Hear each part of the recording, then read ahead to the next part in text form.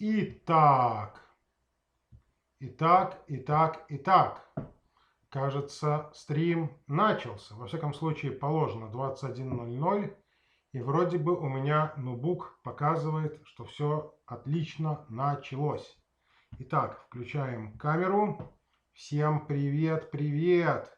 Начинаем наш замечательный стрим. Ну, как и положено, среда, 21:00. Сегодня у нас тема стрима какая? Так, да, стрим пошел.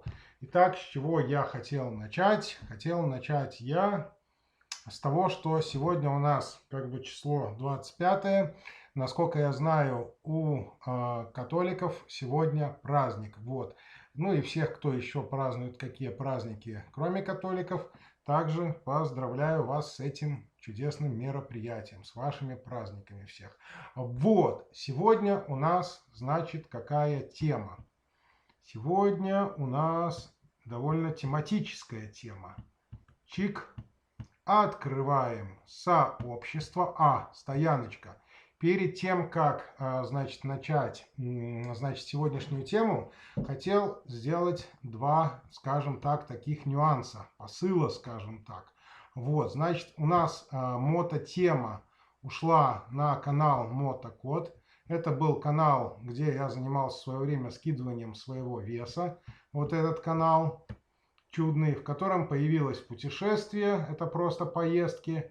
Вот здесь на мотокод на Катамоте, здесь различные будут проходить темы касаемо ремонта мотоцикла и так далее и тому подобное. Уже немножко начал выкладывать, выложил те видосы и будет много чего еще полезного оттуда.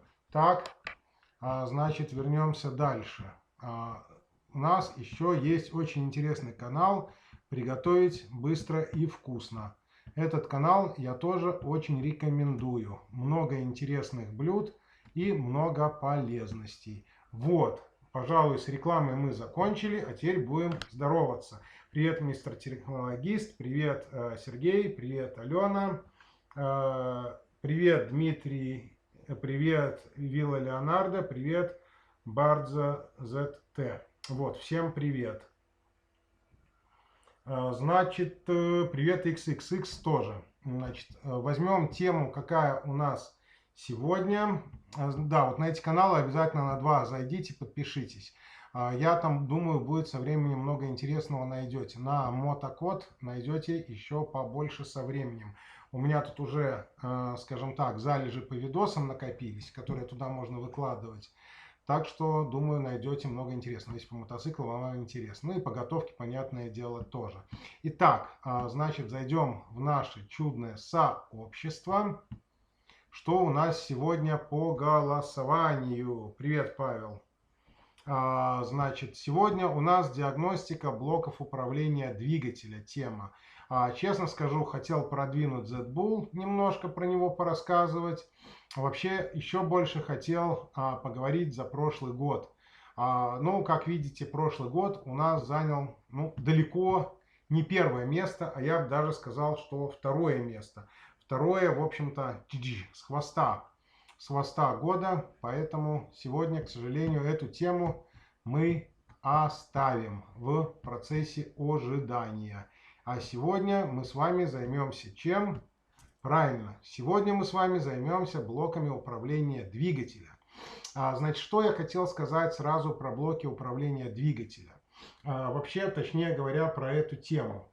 Тема довольно обширная, я бы сказал, что она очень-очень обширная. И боюсь, что в один стрим она у нас, говоря по-простому, просто не влезет. Информации просто мега огромное количество. Поэтому сегодня мы с вами давайте, пожалуй, возьмем тему именно диагностика блоков управления, а в ремонт и в устранение причин их работоспособности мы сделаем отдельно еще с вами видосы. Сделал бы, конечно, я еще более подробную тему, но, как я и говорил раньше, чем больше донатов, тем больше будет информации. Донатов было у нас не особо, но были, поэтому информации дам. и поэтому дам вам право выбора. Значит, что я могу рассказать про блоки управления двигателем?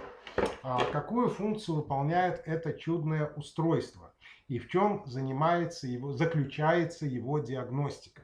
Блок управления двигателя — это вот такая вот железная чудная коробка, или вот такая, ну это уже разобранный, или еще куча вариантов. Может быть в пластмассовом корпусе, может быть в железном, может быть совмещен с каким-то другим блоком, либо другим устройством. Значит, что я могу рассказать про это чудное устройство типа блок управления двигателя? За что он отвечает? Непосредственно он отвечает за работу двигателя. Более говоря детально, он решает, сколько давать топлива, сколько пускать воздуха, сколько... Так, привет, Юра. Значит, что он, каким образом он это решает, в общем-то. К нему, понятное дело, к блоку управления двигателя подключено огромное количество датчиков, которые, ну да, кирпичик может оживить ласточку. Это ты грамотно подметил. Давайте для примера откроем, давайте откроем какую-нибудь вот программку, например, Автодату, и возьмем известную машинку Audi. Возьмем, давайте что-нибудь постарее, чтобы было понятнее. Четвертую 1.8. И откроем, понятное дело, схемку. Вот наша чудная схемка. Так, а я сюда переключился, да, все верно. Вот, собственно говоря, наш блок управления двигателя. Если говорить совсем по-простому. Как работает его... Привет, Вадим. Значит, да, вроде ничего, лучше всех. Значит, принцип его работы, что он делает?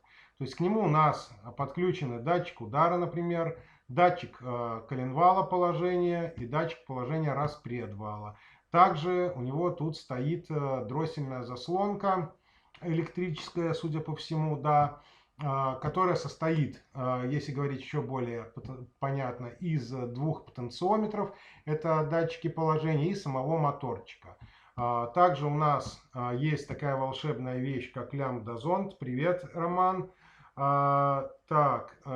Также есть лямбда-зонд, насос, вот это у нас бензинка, значит, топливоподачи, и катушка зажигания, вот она, и коммутатор.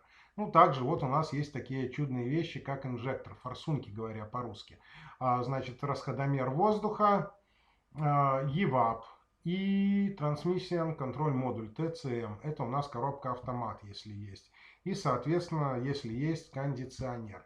Итак, что вот эта диагностика, а это у нас иммобилайзер. Итак, что у нас представляет из себя работа вообще самого блока управления двигателя? Привет, Клим, тоже. Я расскажу сначала поверхностно и в общем, а потом пойдем более вглубь. То есть, чтобы представляли, что это такое за штукенция. Значит, это наш блок управления двигателя. Значит, тут, я надеюсь, понятно, мы эту тему с вами проходили. 30 – это постоянное питание, 15 – это питание по зажиганию, по включению, что приходит. Вот у нас есть постоянное питание, мы включаем зажигание. Вот этот провод приходит на единичку контакт первый. Соответственно, мозги видят, что все красиво, все хорошо. Они дают минусы сюда на управляющее реле.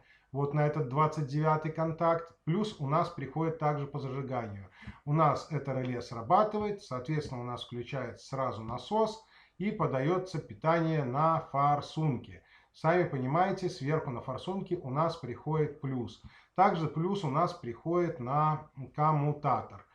Значит, дальнейший сигнал минус и плюс у нас приходит на катушку с блока управления двигателя. Значит, что у нас происходит? Мы начинаем крутить стартер, да? Что у нас происходит? Привет, Рустам, тоже. Значит, у нас кранкшафт, это датчик положения коленвала, видит обороты. Камшафт, это также датчик распредвала положения, также видит обороты. Видит, есть у них синхронизация, нету синхронизации, все у них красиво, все хорошо. Что происходит дальше? Мозги, они же блок управления двигателя, видят, что стартер крутится, обороты есть. Отсюда вывод, надо включать что? Правильно, включается вот это наше замечательное реле, у нас приходит плюс, вот с этой стороны на форсунки. И также приходит плюс с этой стороны на насос. Минус у нас подключен постоянно. Ну, в данный момент мы рассматриваем конкретно эту схему. В некоторых схемах других делается все иначе. Могут быть все управления и питание, и опорное, и питание приходить на форсунки отдельно. Ну, в общем-то, вариантов целая куча. Но пока мы рассмотрим конкретно данный живой пример. Значит, что у нас получается дальше? Насос включается, подается топливо. Это еще не все. Плюс подается сюда. У нас блок управления двигателя, он же мозги, видит, с какой скоростью крутится мотор. Правильно? Правильно. Давайте откроем схемку. Так, нет, вот эту, пожалуй. Вернемся опять сюда. Вот наша схема. Вот наш датчик положения коленвала. Ну вот здесь, к сожалению, у нас импульсов не показано. Для этой цели мы откроем, пожалуй, давайте вот эту схемку. Только возьмем, давайте что? Правильно, бензинку. А4 у нас была на рассмотрении машина. Да, 1.6. Ну, давайте вот эту. Надеюсь, схема будет. Схема есть, отлично. Правда, мозги немножко другие.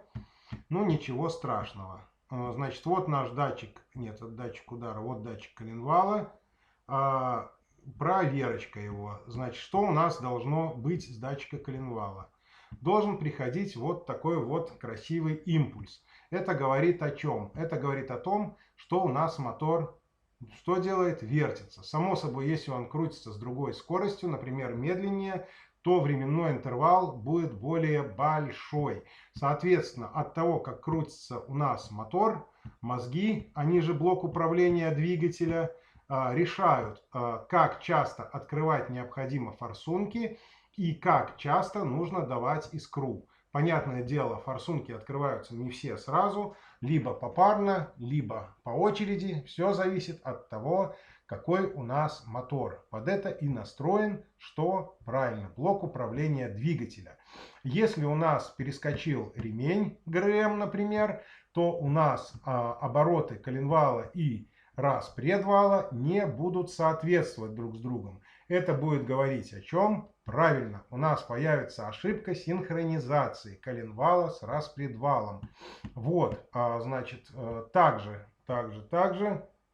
Ну, блин, извините, денег нет на хорошую камеру. Говорю, с ноутбука. Вот мой ноутбук подключен, с него и камера подключена. Купил бы, честное слово, купил бы. Блин, нету денег, а донатов не особо даете.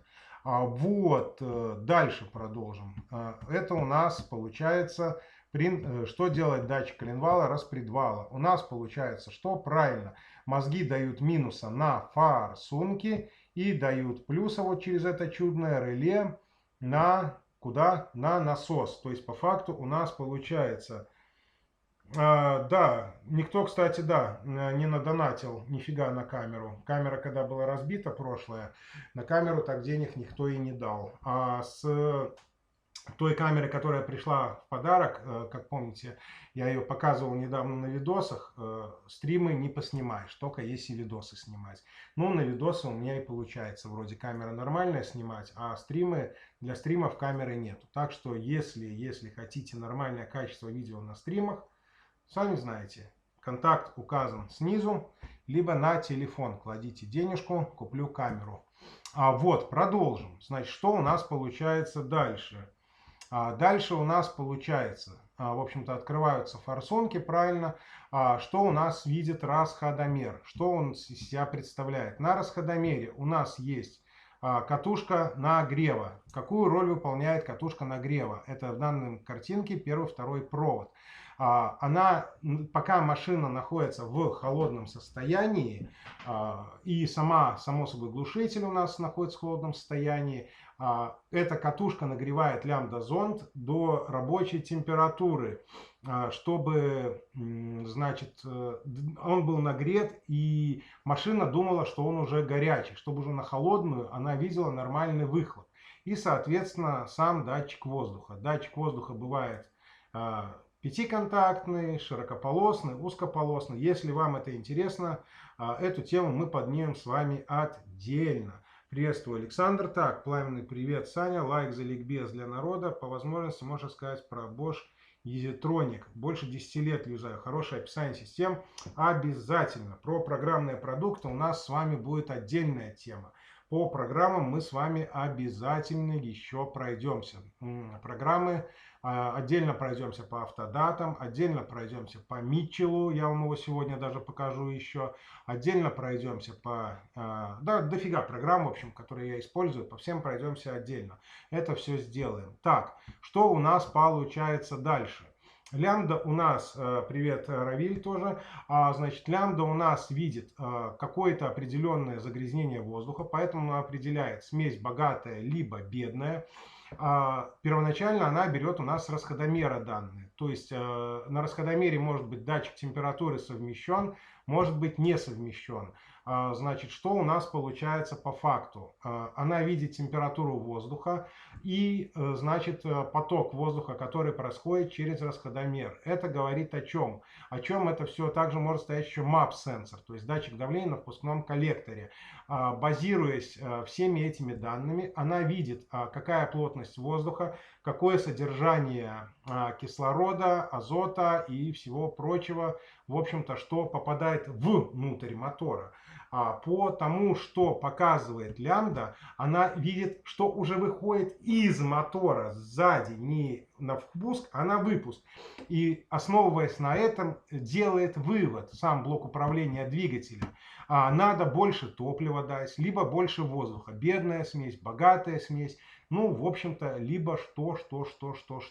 В данном случае у нас не тросик газа, а электрическая дроссельная заслонка. Вот видите, моторчик у нас нарисован. Вот он такой чудненький здесь. Соответственно, она решает, сколько давать воздуха. ЭБУ расковыряем, Павел, обязательно. У меня тут уже расковыренные лежат. Специально на подходе. Так что легко не отделаемся сегодня. Хотя и мало информации, но дам по возможности. Вот, видя эти данные, оно также решает, сколько давать воздуха и, соответственно, на какой интервал времени открывать, что правильно, форсунки. Значит, для диагностики внутри самого блока мы дойдем с вами чуть позже. Пока мы еще с вами рассматриваем это все чудо снаружи. Какие у нас висят датчики и как устанавливать причину. Значит, давайте представим, что мы решили сделать что? Диагностику. Что у нас происходит? Представим самый банальный вариант. Блок управления двигателя, привет, Заур, не выходит на связь. О чем это может говорить? Это может говорить о двух вещах. Вещь номер один. У нас тупо нету питания. Эту тему мы уже поднимали с вами. Привет, Ярослав. Значит, о чем это говорит? Если у нас нету питания, мы эту тему с вами проверяли. Начинали тему ликбеза именно по проверке питания. Как надо проверять питание? Я думаю, вы это все помните и знаете. Если не помните и не знаете, заходите. Есть у нас там проверка питания. Вот начало диагностики, видео на эту тему. Где оно находится? Сейчас посмотрю, увидим, не увидим. Динь-динь-динь-динь-динь. Не туда. Так, главное, наш канал. Открываем и перематываем. Мототема, да. Кто еще пришел позже, повторюсь, на мототему заходим на мотокод. И там будут ремонты мотоциклов все, не только электрические, но и все абсолютно. И приготовить быстро, вкусно, очень хороший канал. Так, продолжаем дальше. Где наше то видео? Эй, шайтана-мана, нету. Где-то. Где-то, в общем-то, найдете в загруженных видосах. Где-то. Так, наверное, видео надо здесь смотреть. Точно. Здесь у нас весь список залитых видосов. Так, сейчас я вам его покажу. Это у нас было до VDI, до этих блоков, до всех. Во, с чего начать? С чего начать диагностику автомобиля? Вот этот вот видос вам очень нужен. Чтобы там будет рассказано, как проверить питание и куда лезть, что делать дальше. Так, с этим мы с вами разобрались. Так, Питание все в порядке. Значит, если проверили, проверяем как с нагрузкой, как я говорил. Диагностические линии. В данном случае здесь диагностика идет через блок иммобилайзера. То есть напрямую мы нифига не увидим. Значит, подключаемся от сюда вот. Вот в эту вот чудную точку, которая находится перед иммобилайзером. И читаем. Далее, бывают машины, где у нас уже используется шина данных по фамилии Кан. Сейчас я вам выберу такую машинкалку какую-нибудь. Это уже что-нибудь посовременнее у нас надо. Давайте куда-нибудь сюда залезем. А6, например. 2.4. Наверное, нифига не будет. Точно. Как я угадал. О, надо Цитрамона посмотреть. В Цитрамоне точно будет. Я так предполагаю, вот какой-нибудь C5, C4. Давайте вот тут уже у нас будет даже какой-нибудь C5 первый 2.0. И заходим, открываем схемку. И что мы видим? У нас получается уже... Нет, а где она? Где она? Вот она. Наша чудная, значит, так не показывает собака. Ну ладно, вот наша линия Кан. Грубо говоря, эти два чудные провода. Там был один провод, здесь два провода. Как делать диагностику Кана, мы с вами еще к этой теме дойдем. Пока мы до нее с вами просто немножко не дошли. В общем-то, бывает, еще передаются данные через вот эти чудные проводочки. Вернемся к нашей Авде А4 и продолжим про нее. Вот, проверяем, значит, либо эту шину данных Кан, либо проверяем диагностику пока линии вот по этому чудному проводу, который шел на иммобилайзер и шел сюда. Самый оптимальный вариант, чтобы исключить, в общем-то, все нюансы, что можно делать. Можно снять блок управления двигателя, на стол поставить. Бывают вот с такими вот чудными разъемами. Можно использовать обычные прищепкалки. То есть, что мы делаем по факту? Мы подключаем плюсы, подключаем минусы на столе на стационарный блок питания и подключаем диагностику вот сюда вот. У нас, если блок управления выходит отлично на связь на столе, это говорит о чем? Это говорит о том, что блок управления двигателя по питаниям, во всяком случае, и на диагностику на машине у нас должен что делать? Выходить. Значит, правильно, да, вот, как сказал Андрей, К-линия звонится до блока управления, если она не разорвана только иммобилайзером. Тем более, если иммобилайзер отключен, бывает, что некоторые отключатели здесь не ставят перемычку мимо самого блока иммобилайзера, и сколько мы сюда тыкать не будем, мы получим хрен соленый, вот, либо горький. Потому что нифига у нас не прочитается. Диагностику для каждой машины мы используем свою. Вот кабель-трекер, кстати, тоже не всегда помогает по питанию. По питанию он может звониться, контакт будет вроде бы присутствовать, а по факту под нагрузкой он скажет ай-яй-яй, нет контакта. Вот, поэтому, в общем-то, проверяем на столе. Если на столе, такое тоже у нас иногда случается, блок управления двигателя не выходит на связь. Вот, блин, попались же собаки. Ау, ау. Блин, более новые, на них негде показать. Короче говоря, в блоке управления двигателя у нас есть такая вещь по фамилии стабилизатор. От чего бывает стабилизатор уплывает? В первую очередь от того, что у нас севший аккумулятор в машине. О, спасибо, XXX. Даешь больше информации, буду больше рассказывать, однозначно. Вот, значит, у нас получается... Вот, кстати, обратите внимание все на XXX. Это первый шаг к тому, чтобы я побыстрее купил нормальную камеру. Вот, и дал, конечно же, больше информации. Что у нас происходит по сути? У нас севший аккумулятор в машине, у нас не отключили клеммы от аккумулятора и подрубили зарядку на него. О чем это говорит? Ток, он собака хитрожопый и хитроумный. Он пойдет по легкому пути, там, где у него меньше всего сопротивление. И пойдет он через наши блоки управления, через нашу электронику. Это говорит о чем? Что стабилизатор может нагреться. Это не факт, что так будет. Но может он просто банально уплыть с платы от своей температуры. Иногда бывает выгорает, иногда бывает не выгорает. Но по сути бывает просто сползает. Берешь плату, корпус, она внутри бринчит. Вот, это говорит о том, что он просто тупо уплыл. Значит, продолжим точнее. Что у нас представляет из себя сам блок управления двигателем? Блок управления двигателя у нас представляет из себя процессор. Это микросхема самая умная, которая обо всем думает и все за всех решает.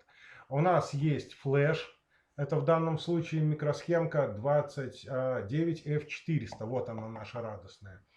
И в данном случае у нас стоит еще EEPROM-ка.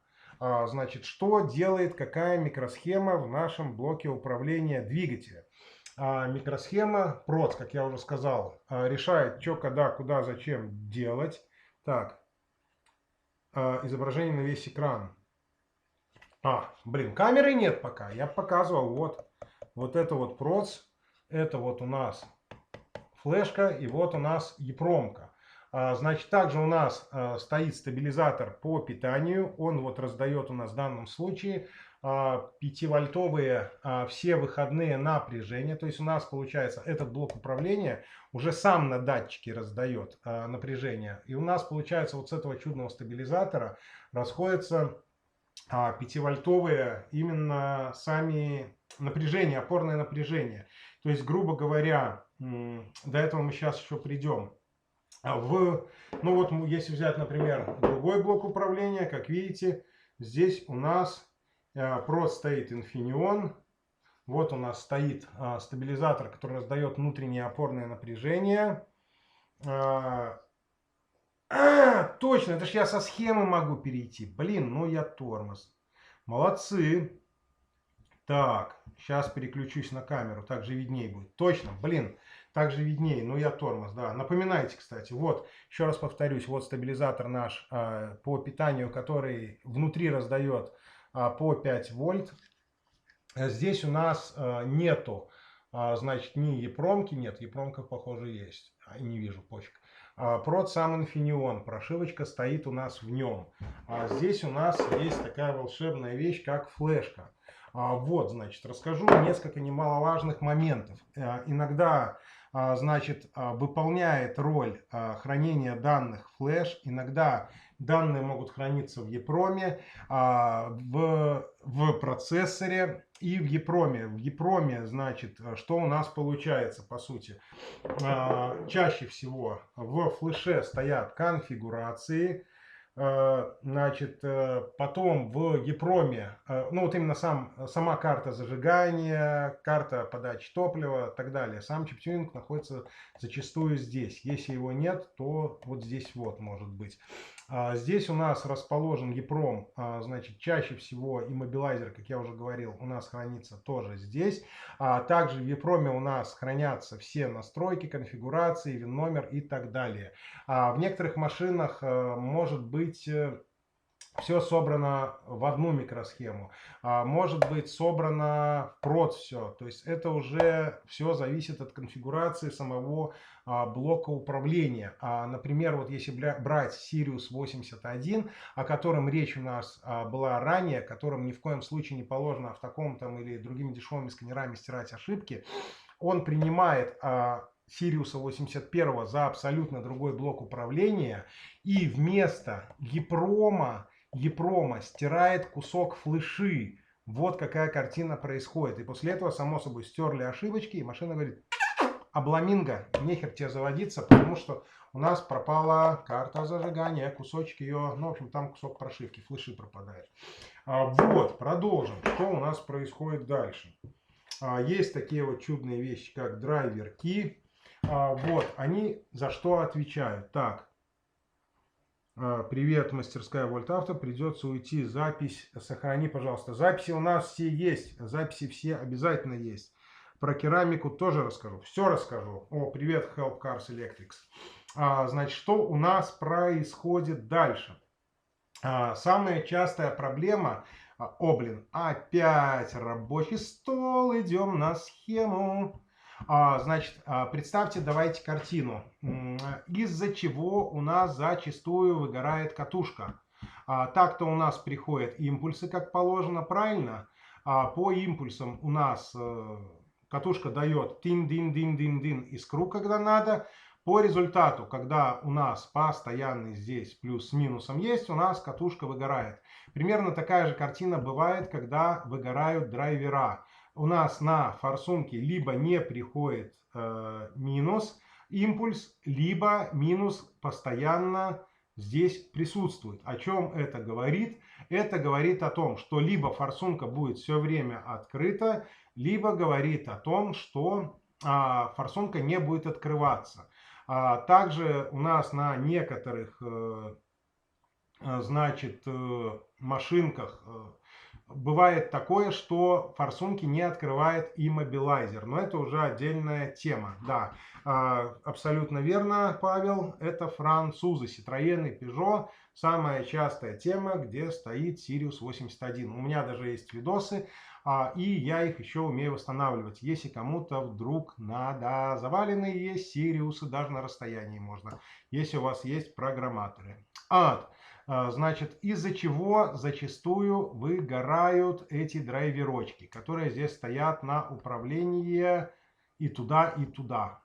Здесь бывает у нас в катушке, бывает такое, что либо короткое замыкание на выхода, на тот же минус, на тот же плюс, да еще пофиг, куда может быть короткое. Так, светодиодной контролькой, да, абсолютно верно, до этого мы дойдем.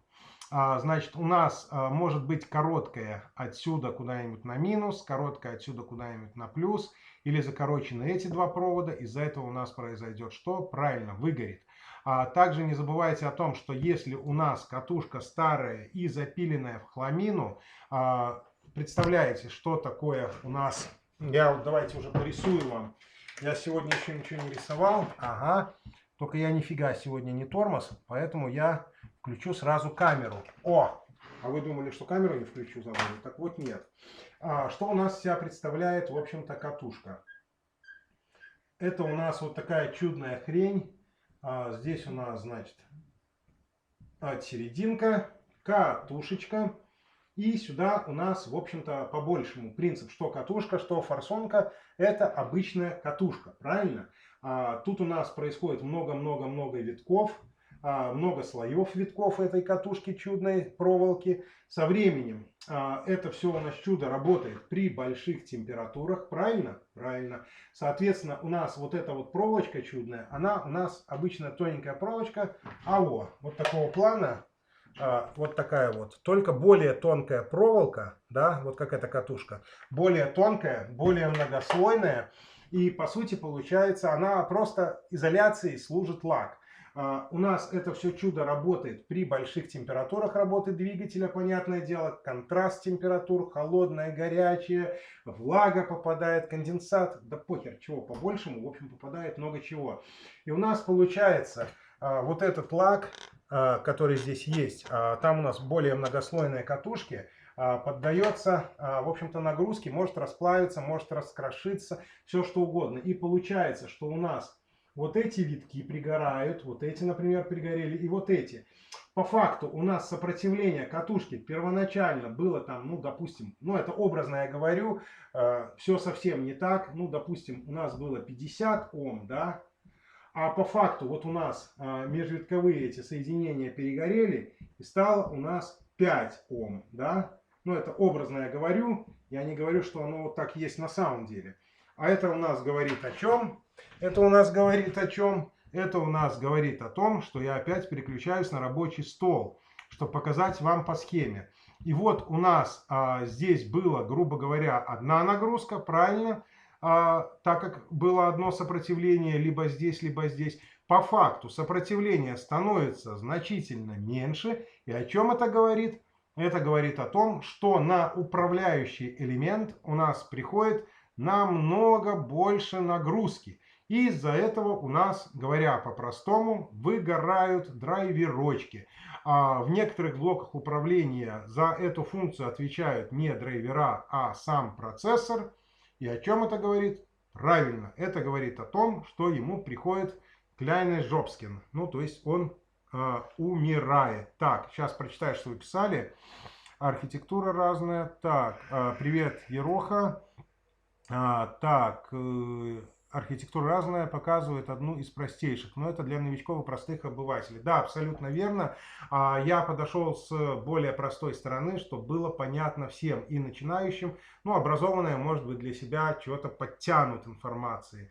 А так, я думаю, в общем-то, чтобы все уже немножко подтянулись. Возьмем уже позже какую-то более серьезную информацию. Ну и не забывайте, в общем-то, делать хорошее дело. Такое, например, например, не здесь.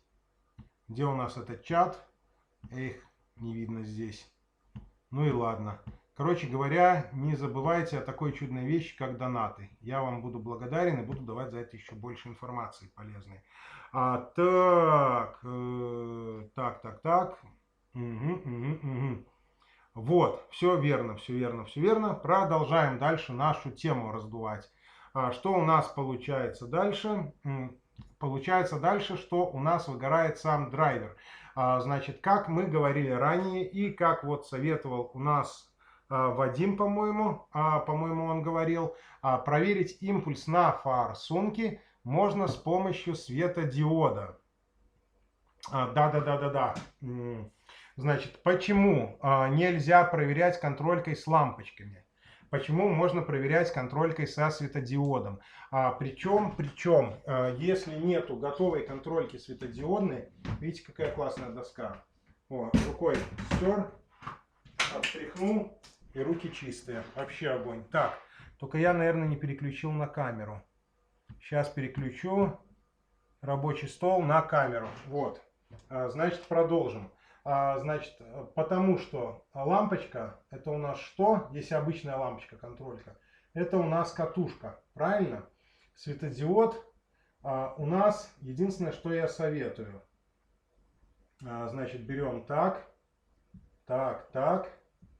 сюда светодиод, тинь-динь, и второй подключаем в обратную сторону, тинь-динь. Тин-динь.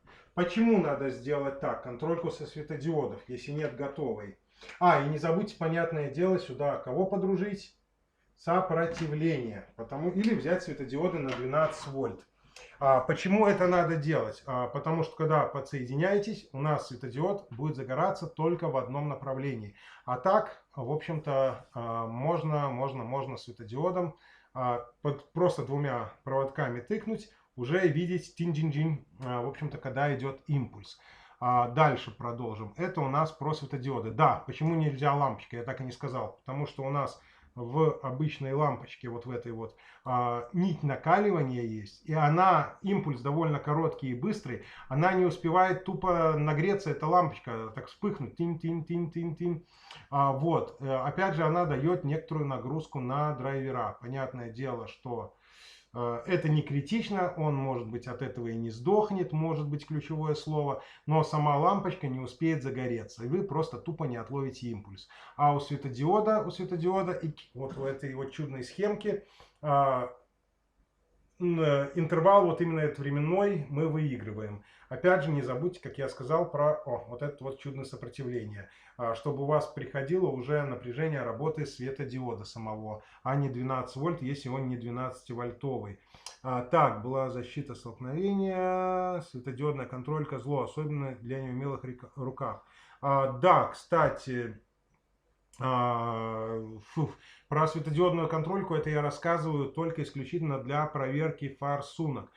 Почему ее надо использовать для проверки форсунок и нежелательно использовать для проверки приходящих питаний. Я бы даже сказал, что не надо ее использовать для проверки приходящих питаний. По какой причине? Потому что она не является нагрузкой. То есть светодиодная эта контролька не является нагрузочкой. Продолжим. Значит, вернемся к нашим схемкам. Так, не туда нажал рабочий стол. Вернемся сюда. Значит, у нас есть еще... Не то. Значит, по форсункам разобрались, да, есть импульс, нету. По катушке разобрались, есть импульс, нету, да. Значит, продолжим дальше. В первую очередь, если у нас блок управления двигателя, все-таки мы дошли до того, что он у нас замечательно выходит на связь. Ну да, с осциллографом, кстати, тоже это можно все проверять. Но, увы и ах, осциллографы не у всех с собой есть где-то на выезде. Мы в данный момент времени рассматриваем диагностику автоса на выезде. Ну, конечно, и про снятие. Продолжаем. Значит, что у нас получается дальше? В первую очередь мы смотрим, выходит блок управления двигателя на связь или нет. Если у нас выходит на связь, это хорошо. Если не выходит, я уже вам рассказал, что делать. Проверяем питание, да, проверяем, значит, диагностическую линию, либо CAN, либо Colline. Это уже, в общем-то, все относительно. Продолжаем дальше. Про логику работы БУ я же рассказывал уже. То есть, как он смотрит по впрыску, по выпуску. Так что, ай-яй-яй, Павел, слушать надо было. Или я тебя не совсем верно понимаю, что ты имеешь в виду. Так, проверять светодиодной лампой. Да, абсолютно верно. Слаботочные пути, а лучше проверять светодиодами, чтобы не перегружать саму систему. Продолжаем. Что у нас еще может стоять? EVAP. EVAP это отдельная система, это у нас пары воздуха в бак, который пускает. Но продолжим, мы до туда еще не совсем дошли. Значит, машина у нас не заводится. Понятное дело, перед тем, как лезть в блок управления двигателя, проверяем, есть ли у нас импульс на форсунке, есть ли у нас импульс на катушку, то есть говоря по-простому, есть ли у нас искра. Если у нас искра есть, дальше не лезем. Если искры нет, смотрим, приходит ли импульс на саму катушку управляющей. По форсункам тоже рассказал, как проверить приходящий импульс. Допустим, импульс есть туда и туда. Смотрим, приходит ли у нас топливо, приходит ли у нас нужное давление топлива. Ну, это уже будет более поздняя тема. Пока представим картину, что у нас нету импульса на форсунке, например, либо нету импульса на катушку. Питание все есть, все красиво, а вот импульса обламинго, нету импульса. Это говорит о чем? Это говорит о том, что мозги, они же блок управления двигателя, они же ЕЦУ, они же ЕЦМ, они же еще ПЦМ и некоторое количество других подобных названий не получают именно либо, скажем так, сигнала для запуска, либо не по какой-то причине заблокированы. С блокировкой мы уже с вами разобрались. Это иммобилайзер. Диагностику иммобилайзера вы тоже можете посмотреть у нас на канале. Где она у нас находится? Сейчас я вам покажу это видео. Как проверить иммобилайзер. Вот это вот чудная тема. Значит, проверяем, если дело не в иммобилайзере, возвращаемся сюда. Что мы видим? Так, да, я про то, что отвечает за включение форсунок. Что за искру, ДПКВ. Она у всех разная. Если нет опорного, например, авео, бензонасос не включается. Еще много чего у всех. Да, это все крайне индивидуально. В разных блоках управлениях может быть по-разному. В какой-то машине это будет датчик коленвала, в какой-то датчик распредвала, в какой-то все совместно. Но это большая тема.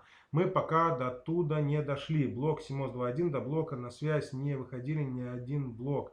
Вот от линии отдельно провел провода для ЭБУ, связь с блоком установилась. Так.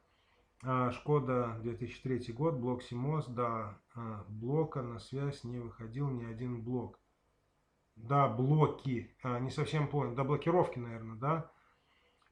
Это сейчас я расскажу, сейчас мы дойдем до этой машинки. Ну вот на самом деле, кстати, XXX, вы с донатом помогали, сейчас я на ваш вопрос более детально отвечу.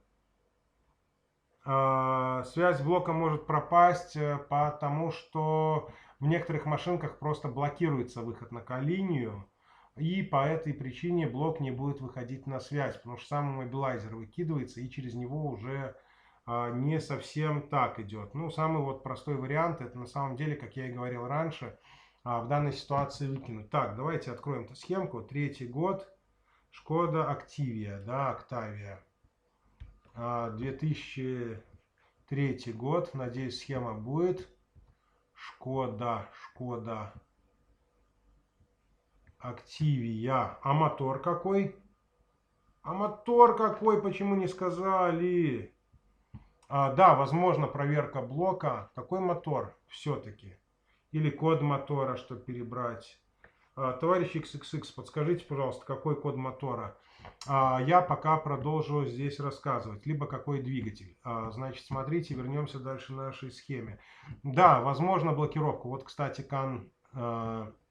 линия, вот в некоторых машинках тоже используется CAN-HIGH, CAN-LOW, как я уже говорил ранее. И через эту CAN-линию мы выходим на приборную панель, и на иммобилайзер, и во все остальные места. 1.6, вот машинка у нас там была. Вариантов у нас тут, в принципе, есть некоторое количество. Ну, надеюсь, открою какую-нибудь. 75 кобыл, да? А вот я как раз ее и открыл. Посмотрим, отлично. Блок управления двигателя у нас есть. Итак, вот наша Data Link коннектор. Вот у нас так и получается. У нас блок иммобилайзера находится в приборной панели в этой машинке. Вот у нас через иммобилайзер и приходит диагностика вся сюда. Так, вот у нас минус. Сейчас разберусь, одну минуту. Плюс-минус приходит сюда на этот разъем. Да, через иммобилайзер, через приборную панель у нас все поэтому и выходит. Вот так вот через приборную панель. Зелененько-белый провод. Там в правом разъеме будет он с краю сверху, насколько я помню. На столе у нас все отлично выходит, а сам иммобилайзер у нас вклинивается в эту линию и нам активно начинает пакостить и мешать. По факту, чтобы оно работало нормально на столе, нам надо до приборной панели, вот который провод приходил, вот из этих вот всех дружных, именно этот провод пустить мимо приборной панели, то есть с блока управления двигателя, отрезать его выход на приборную панель и отрезать его отсюда. Либо отрезать его приходящий на приборную панель, а подключить по факту уже сюда, то есть на 7-й контакт диагностического разъема. То есть, грубо говоря, он шел на панель, с панели он шел дальше. Мы отрезаем его здесь и подключаем сюда, чтобы у нас выходила на связь и приборная панель, и все остальное. И тогда у нас все в этом плане будет тип-топ, красиво. Вот есть классная тема, распиновка. Надеюсь, по этой машинке она будет. Облом. Здесь мы имеем, извините, пинаут, нету его. Прошивка IMA-OFF может влиять на связь с блоком. В общем-то, по какой причине? По причине того, что в одном месте она пытается через, значит, приборную панель приконнектиться, и если мы отключаем мобилайзер, она, в общем-то, может, если прошивка находилась во флеше, я думаю, то, скорее всего, она эту шину данных уже начинает ловить с другого места. Но, опять же, все зависит от того, какая прошивка. Если через EEPROM рубили, то не должно было повлиять. Если через флеш, то процентов, наверное, на 80 оно повлияет и может перестать на машинке читаться. Да, это вполне возможно. Поэтому. Как я уже говорил ранее, отрубаем провод, идущий сюда, и подаем его прямо сюда. Ну, вот такая картина. Да, блок IMA желательно отключать, даже настоятельно желательно его отключать, чтобы, ладно, когда у нас дело во флеше, когда у нас в EEPROM, он, собака, постоянно лезет обратно и бесповоротно, бессовестно записывается обратно. Вот, рубили во флеш. Про что я и говорю, рубили во флеш, то есть обратно он маловероятно бы что записался бы в мозги, в саму флешу, но все-таки сами мозги пытались диагностику получать уже не через приборную панель, где был иммобилайзер, а напрямую. А напрямую мы им нифига не давали. Вот поэтому такая у нас была картина. Поэтому было бы все-таки хорошо, как я сказал ранее, перерезать этот чудный провод и подрубить его напрямую на диагностику. Надеюсь, дал правильный ответ. Есть какие-то вопросы, пишите, спрашивайте. И донатом от других подписчиков я тоже буду не кисло рад и буду более детально отвечать на ваши вопросы. Так, продолжим. На чем мы с вами остановились? Остановились мы на датчике коленвала.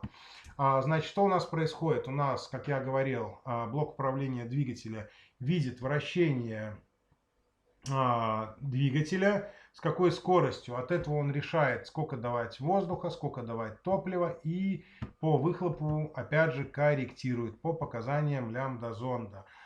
Видит богатая смесь или бедная, и основываясь на этом, уже что делает? Правильно, корректирует, сколько подавать топлива или сколько подавать, в общем-то, этот самый. Также у нас есть такая чудная вещь, как датчик удара. И вот, да, в принципе, много чего у нас стоит. Вот EVAP, о котором я говорил ранее. Значит, продолжим. Так, я немного отвлекся. С форсунками мы разобрались. Как проверить, есть ли сигнал на форсунке. И также проверили, значит, что у нас делать с сигналом на катушку. Вот, с этим вопросом разобрались. Если у нас есть необходимость проверить работу вот этого всего чуда на столе, нам надо эмулятор датчика коленвала либо распредвала.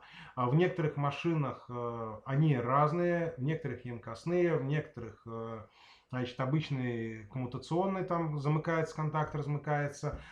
Собираем под него эмулятор, он же по сути генератор импульсов. Не забываем про первый, второй импульс, которые могут быть пропускными, не отрабатывать. Если хотите проверять, да, по распиновке блока сейчас расскажу тоже. Значит, значит, генератору импульсов. Если необходимо проверить на столе, подключаем светодиоды на выходы форсунок, как положено на столе, если проверяем.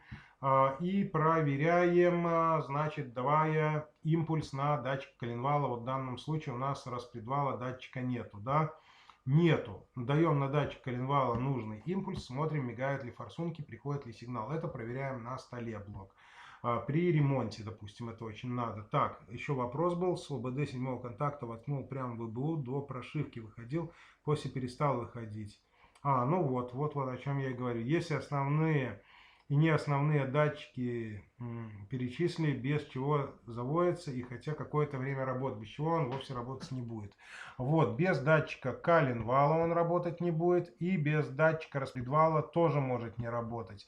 Также это два самых основных датчика, которые должны вообще-то влиять на заводку мотора. Иногда здесь, где у нас дроссельная заслонка, может влиять не заводиться, может не влиять не заводиться. Также из-за расходомера в некоторых машинах тоже может не работать. В некоторых машинах у нас есть ЕГРы. Если он, допустим, у нас не закрывается, тоже может не заводиться машина. Но в первую очередь у нас должно быть что? В первую очередь у нас должен работать насос. Машина должна видеть обороты двигателя, должны открываться форсунки и должна быть искра. Это мы говорим сейчас про бензиновый вопрос.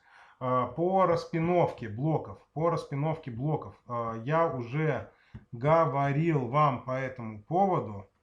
Не говорил еще. Тьфу ты, блин. Это у меня распиновка еще не... Выложена распиновка. Не вводите меня в заблуждение, товарищи. Вот наш сайт замечательный, да. Заходим на форум, вот сюда вот, да. И ищем в документации. От спамеры хреново. Уже какой-то мегачипс. Я ему бана сегодня влеплю с херам. Так, документация. Вот наша документация. Заходим в документацию. И вот у нас есть закладка распиновка ЕЦУ. И вот туева хуча тут файлов с распиновкой. Вот. Привет, Александр, кстати, тоже. Вот, и тут огромная распиновка по куче блоков. Заходите на наш форум, регистрируйтесь, скачивайте. Ну, я даже видео делал отдельно на эту тему. Если интересно, сделаю еще одно. Это касаемо распиновки. Абсолютно бесплатно, вот, и на халяву. Так что заходим, скачиваем распиновочку, смотрим. Вот такая вот картина. Там по распиновке блоков. На телегу ссылку. Так она же почти под каждым видео. Она даже на канале есть. Заходим вот сюда, рассказываю еще раз. Вот наш канал, да. Заходим на канал, вот наш сайт, ссылка. Вот ссылка на Telegram. Нажимаем вот сюда, и мы уже на Телеграме в нашем чате. Заходим сюда, и мы на форуме. Видите, как все. Вот ВК, вот Инстаграм. ВК похеру, Инстаграм забейте. Главное форум, главное Телеграм, главное сайт. Вот первые 3 ссылки для вас это как дважды 2 18. Поэтому заходим в сайт, смотрим. Заходим в Telegram, общаемся. Заходим в форум, смотрим и общаемся. В общем-то, вот такая вот картинка у нас получается. Да, по автодате, по толерансу бывают иногда загоны. Также надо смотреть, какая машина. Это очень важно. И могут отличаться блоки управления. Какие-то отличия в них могут быть. А пока мы на сайте, еще на нашем, точнее на канале, я вам еще раз напомню. Заходим на мотокод, это тема про моцики. Заходим приготовить вкусно, это тоже интересно. Это вкусно. Вот, продолжим дальше. Так, вернемся к нашим чудным схемам. Значит, на чем остановились? Смотрим сигнал на форсунке, смотрим насос работает, не работает, смотрим на катушку, есть искра, нету. Это основное, что не следует упускать.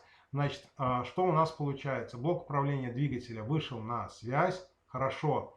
Сигнал на форсунке есть, хорошо. Сигнал на катушку есть, хорошо, есть искра. А машина все равно хрена заводится. Это о чем говорит? В первую очередь, что надо проверить? Наличие топлива. Вот, а мы открываем, значит, видим сгоревший предохранитель, либо еще что-то. Кстати, по аудиям, по бензинкам интересная тема. Там воткнули датчик наличия топлива в баке. Год нам 2001 точно. Ой, как долго с ней провозился. А она, собака, из-за этого не включала насос, потому что думала, что нет топлива в баке. Вот такая вот чудная картина была. Но допустим, что у нас насос работает. Насос работает, а машина все равно не заводится. Что надо сделать? Молчите, не пишите. А я вам скажу, в первую очередь надо проверить давление, которое качает этот насос. Он может не создавать нужного давления, и у нас форсунки будут не распылять топливо внутрь котлов, а просто лить тоненькой струечкой, либо скидывать на обратку, либо просто не накачивать. Это говорит о чем? Что у нас будет топлива мало попадать, машина может чмыхать, пыхать, а по результату у нас будет что? У нас будет бедная смесь. Так, БУ BMW DDE 4, перепаял EPROM из старого, чтобы заводился МПП 16, не видит блок. Может из-за этого? Может, но скорее всего нет. Хотя может и не из-за этого. МППС 16 вообще отдельная тема. Я к нему отношусь скептически. Диагностику выходит или нет, Саня? Вот это расскажи. Так, привет, хейтер. Так, может ли из-за ДМРВ на дизеле дергаться начал, ща не заводится? Да, может быть, на дизеле из-за датчика расхода воздуха. Такое тоже бывает, она видит не тот поток воздуха, из-за этого кидает абсолютно не то топливо. У меня было, первое, что я вспомнил с такой проблемой, была Kia Sportage, который датчик расхода воздуха не работал, и машина из-за этого не заводилась. Да, была такая ситуация. Так, почему не могу донатить? Что за пункт появился про почтовый индекс? Индекс, а он пишет неверный. Честно сказать, я не знаю. Можете на телефон класть денег, тоже скажу спасибо. Так, донаты. На телефон кладите. Телефон Минск, Беларусь. Беларусь МТС, точнее говоря, по-простому. Телефонный номер, вот сбоку я сейчас вам его покажу даже. Вот телефонный номер, вот он сбоку, вот это вот телефонный номер, МТС Беларусь, можете класть на него денег. Вот такая картина. Так, старый блок читается. Может быть проблема в самом блоке, может быть. Да, вариантов в принципе целый мешок. Тут тяжело по BMW сказать.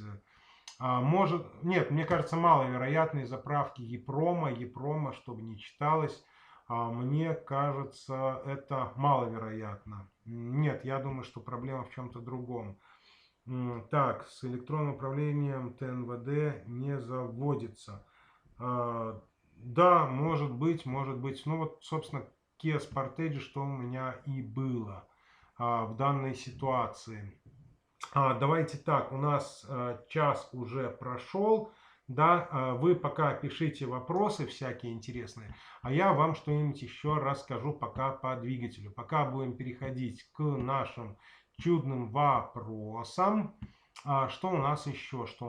Ну, в общем-то, по бензинке, я думаю, по основному мы прошлись. Давайте я пока дизеляку какую-нибудь открою, интересно. Да, вы пока пишите. Пишите вопросы свои интересные. Вот наш дизельный. Значит, что надо в первую очередь проверять по дизельному автосу. По дизельному автосу. Начало у нас абсолютно то же самое. Форсунки только не вздумайте лезть. Светодиодной контролькой здесь все немножко. Да, кстати, Равиль, хорошая идея. Это я, наверное, сделаю. После того, как видите вращение двигателя, видите, что не нарушена, значит, синхронизация распредвала с коленвалом, видите, что блок управления не заблокированным мобилайзером, либо другой какой-то системой, обратите внимание, пожалуйста, на то давление, которое накачивает сама система. Катага от КИСа, и то надо брать. Одно не решает все вопросы. Катаг, он через разборку больше работает, КИС больше по ОБД, если совсем по-простому говорить. Не забыть про механические неисправности. Да, кстати, мистер технологист подметил абсолютно верно. Необходимо не забывать про механические неисправности в вашем авто, которые также могут быть. По схемам будем проходить отдельно. Азис, ты донатов там докиньте, пожалуйста, буду премного благодарен. Покажу быстрее, схемы буду под заказ открывать. Хотя ладно, все равно открою. Так, какой-то Мерс открыть, их же много. SDI, Мерсов много. Так, так, абсолютно разные вещи, работают по-разному. Да, абсолютно Павел верно говорит. Много флешеров, много программаторов, много диагностических сканеров. Как я говорил уже ту его хучу раз и много-много раз повторюсь, никогда не было. Их просто не бывает много. Один всегда заменяет другой, дополняет, точнее не заменяет. Не заменяет, а просто дополняет. Вот такая вот картинка. Ну что ж, что у меня уже в пот кидает, морда лица вся красная. Будем, наверное, потиху на сегодня сворачиваться. Еще раз повторюсь, у кого праздник, поздравляю. Так, оборудование, сделай обзор, как гаражники. Ух, это слишком сложно, слишком сложно. Я лучше делаю все по одному. Потому что оборудование у меня периодически меняется, я постоянно чего-то докупаю, и если я сделаю сегодня обзор, то через месяц у меня уже будет все абсолютно по-другому. Все старое, конечно, остается, уже новое будет, куча еще нового чего появится, потому что я стараюсь не сидеть на месте, оборудование у меня постоянно, ну скажем так, увеличивается его количество, по причине того, что я вот вижу, мне чего-то не хватает, и я постоянно докупаю. Вот, как я уже говорил, оборудования много не бывает. Даже старое какое-то, допустим, взять консалт, первый, старый, древний у меня тоже лежит. Потому что иногда придет машина, за которую блок, точнее, который понадобится старый консалт, ну, может понадобиться, как говорится, может понадобиться, ни у кого уже не будет, все его к херам повыкидывают, а у меня он еще будет. Я его с чистой совестью использую. И поэтому, соответственно, могу иногда клиенту, который приедет на старой машине, тоже помочь, в общем-то. Такая вот картинка. Так, ну, так вот я и делаю постоянные докупки, постоянные снимаю видосы. У меня, кстати, видосов уже выложено до ноября 2020 года, до конца, уже до начала декабря. Вот. Сейчас я уже допиливаю, вот это вот у меня плановые видосы выложены вторник, пятница, а остальные видосы я уже, ну, которые выходят не вторник, пятница, это я уже снимаю, докладываю сейчас. А на вторник, пятница у меня уже, я говорю, до декабря 2020 года уже выложены видеоролики.